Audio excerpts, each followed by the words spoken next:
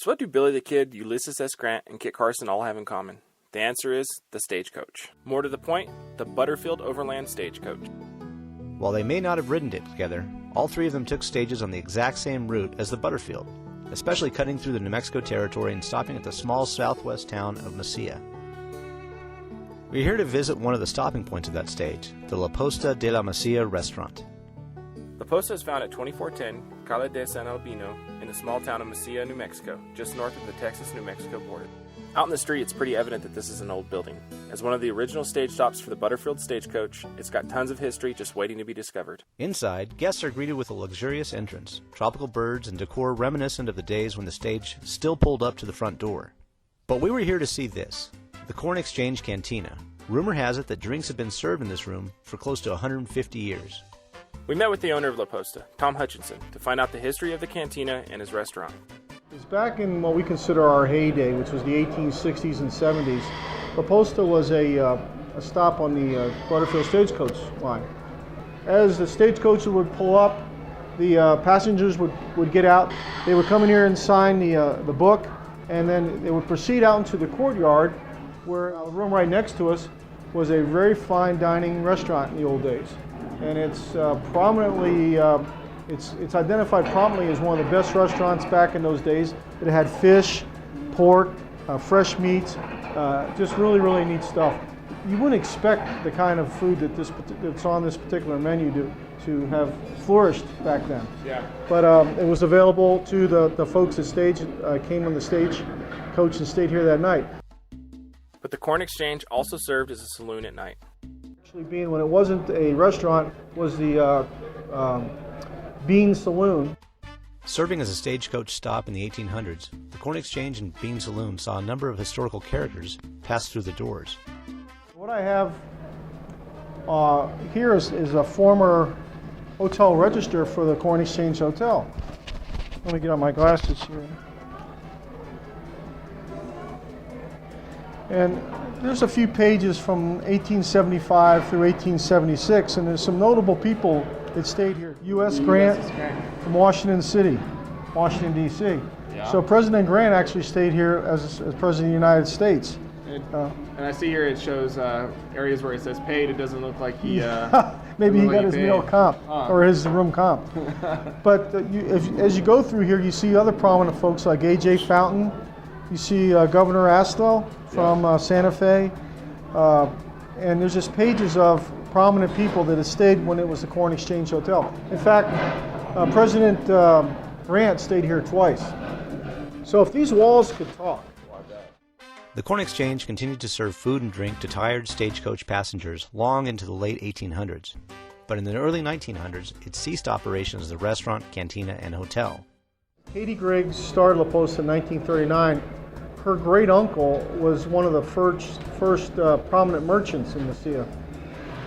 His son willed or sold this particular part of La Posta to Katie in 1939 for $1 love and affection. Now she's acquired property over the years to the south, but she started La Posta in this room in 1939 with 4 tabletops on a dirt floor and no running water. Over the years, Katie acquired the buildings next to the single room she was using for La Posta. Little by little, the restaurant grew. Today, the Corn Exchange Cantina continues the tradition started 150 years ago, specializing in drinks with southwestern flair and local ingredients, like the Chile-rita, made with habanero syrup.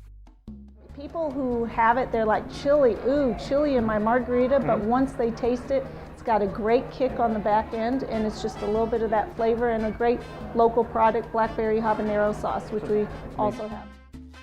We had to try one of these, so we asked La Posta's bartender, Cassandra Matkin, to mix one up for us so we could judge it for ourselves. So we start with a scoop of ice.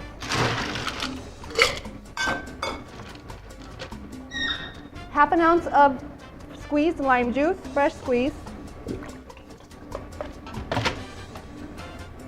About half an ounce of besito, the chili.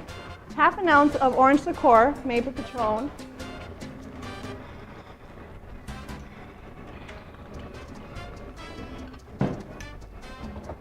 And then 2 ounces of our Sweet Tavern sweet and sour mix, which is very good. You shake it to perfection. There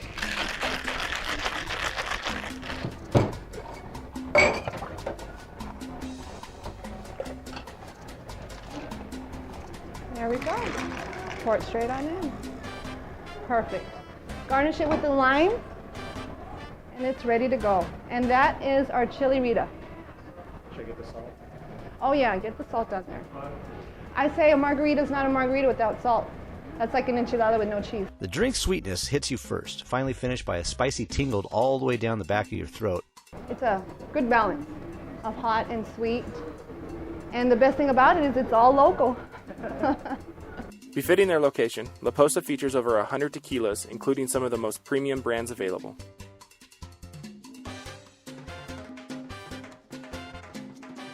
Oh yeah, La Posta also serves food, doesn't it? They wanted to show us some of the regional cuisine they specialize in, so Derek and I sat ourselves in one of the back rooms and were treated to one of the best meals we've ever had, starting with their shrimp cocktail. Here's our spicy Mexican shrimp cocktail loaded with a shot of Dos Lunas tequila.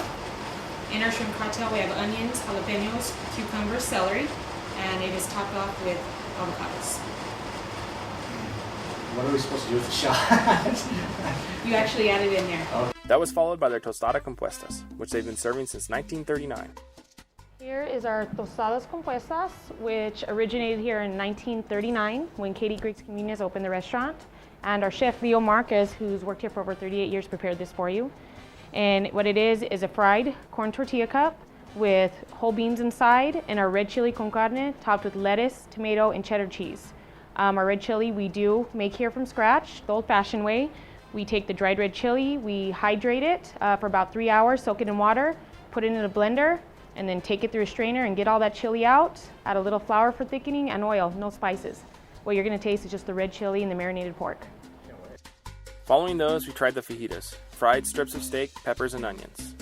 Finally, we finished it all with a trio of desserts, traditional Mexican flan, cherry empanadas, almost like a turnover with vanilla ice cream, and sopapillas with honey.